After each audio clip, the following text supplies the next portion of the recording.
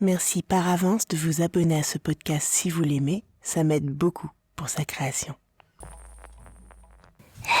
Psst, permettez-moi de glisser celle-là presque en passant.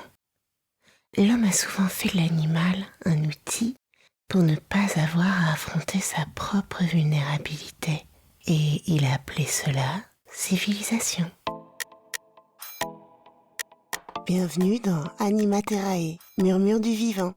Chaque jour, la Terre nous raconte une histoire. Je suis Flore. J'aime contempler la nature, chercher à la comprendre et partager ce bonheur immense. Bonjour. Aujourd'hui, j'aimerais vous parler des animaux dans l'histoire.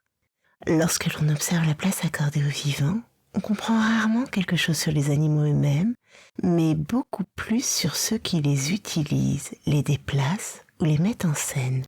Pour cela, je vous propose de suivre Napoléon Bonaparte et Joséphine de Beauharnais, non pour raconter leur histoire une fois de plus, mais pour regarder ce que les animaux qui les entourent révèlent de leur rapport au monde. Chez Napoléon, tout est affaire de mouvement. Il avance, il traverse, il ne s'installe jamais vraiment. Pour exister, il lui faut un corps qui tienne, un corps capable d'occuper l'espace. Le cheval devient alors central, non comme simple moyen de transport, mais comme prolongement du pouvoir. Depuis longtemps déjà, monter à cheval, c'est se hausser au-dessus, imposer une verticalité. Alexandre le Grand l'avait compris bien avant lui, lorsqu'il parvint à apaiser Bucéphale, en comprenant que ce qui l'effrayait n'était pas l'homme, mais sa propre ombre. Le pouvoir commence parfois par une lecture fine du vivant. Napoléon s'inscrit dans cette filiation. C'est ainsi qu'il ne fait qu'un avec Marengo sur le champ de bataille. Celui-ci porte son corps dans la poussière et le fracas.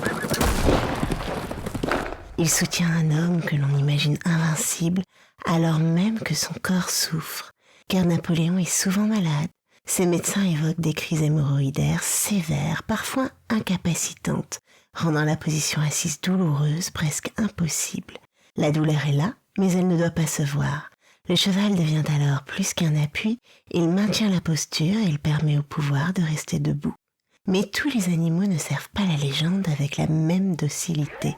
Lorsqu'il franchit les Alpes, Napoléon n'avance pas sur un cheval héroïque au bord de l'abîme, mais sur une mule.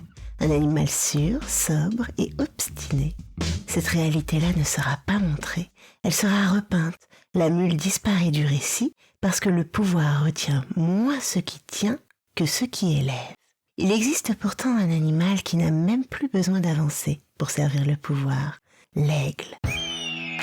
Napoléon ne le monte pas, ne le touche pas, il s'en entoure.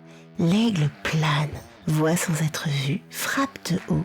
Contrairement au cheval fatigué ou à la mule hésitante, il ne souffre jamais. Il est l'animal idéal précisément parce qu'il n'a plus vraiment de corps.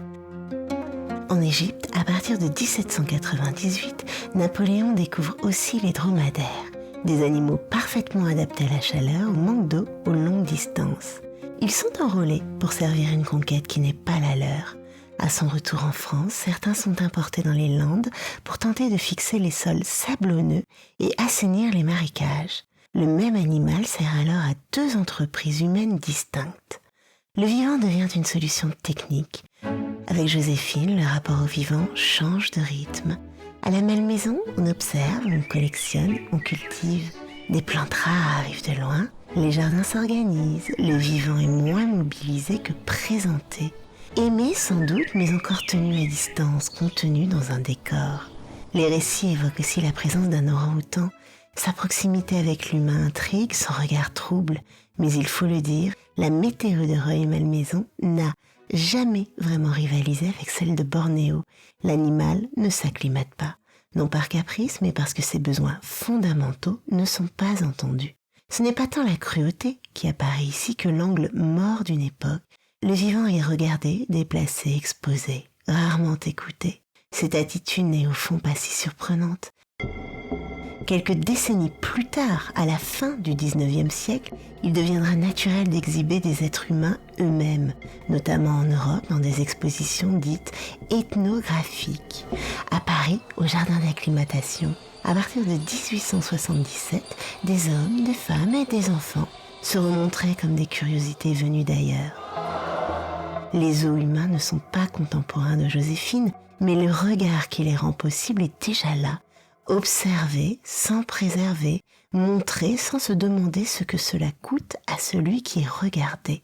Et puis il y a Fortuné, le petit Carlin de Joséphine, jaloux, attaché, exclusif. La nuit de leur mariage, alors que Napoléon s'approche du lit conjugal, Fortuné surgit et lui mord le mollet. Le geste est bref, presque burlesque, mais chargé de sens. Le pouvoir peut conquérir des territoires, il ne pénètre pas l'intime sans rencontrer de résistance. Et comment ne pas citer La Fontaine pour vous présenter le prochain épisode, lorsqu'il parle de la grenouille qui veut se transformer en bœuf et qui finit par exploser car elle ne connaît pas ses propres limites. L'analogie avec des personnages puissants et leur morgue qui mènent à la domination semble alors assez évidente. Ainsi l'animal dans l'histoire est souvent utilisé, maltraité, et les médailles, fussent-elles honorifiques, ont certainement un sens très limité pour lui. Mais nous rendrons hommage à la grenouille pour ce qu'elle est, un être vivant et singulier. Merci d'avoir écouté Anima Terrae, murmure du vivant. Et souvenez-vous, gardez les yeux grands ouverts sur la beauté simple du monde qui nous entoure.